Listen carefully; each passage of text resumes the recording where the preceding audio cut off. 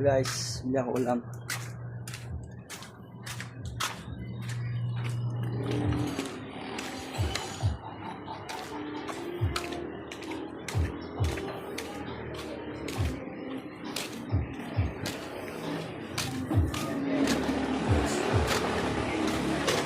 Alam yan.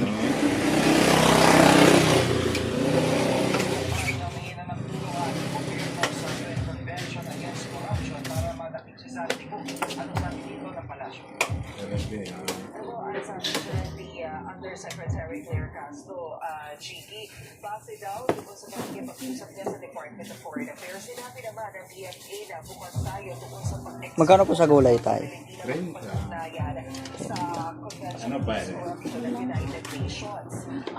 Pero ang kailangan daw na mangyari dito ay mag-convene na yung Council sa Pilipinas, yung ating Interagency Committee na pangungunahan niya ng Executive Secretary bilang chairperson para mapag-usapan din ang posibilidad.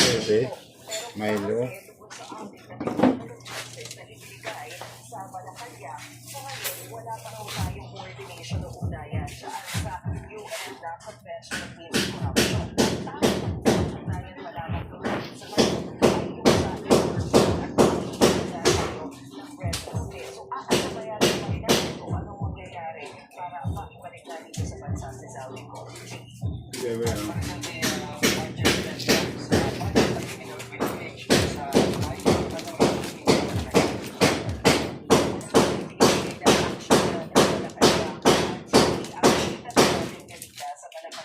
At yung tungkol doon sa isa sa mga paligid na sa mindfit yung medical assistance for dementia and financially incapacitated patients. Kasi Wala na sa place.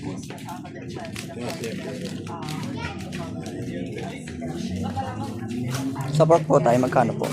Magkano po sa pork? 60. 60. Sa gulay is po.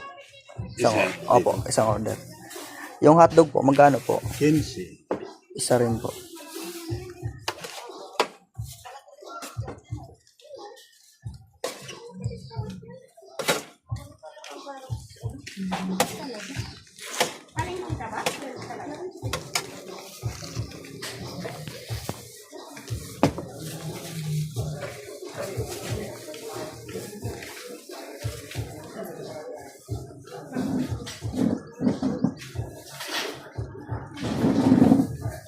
Itlog magkano yan?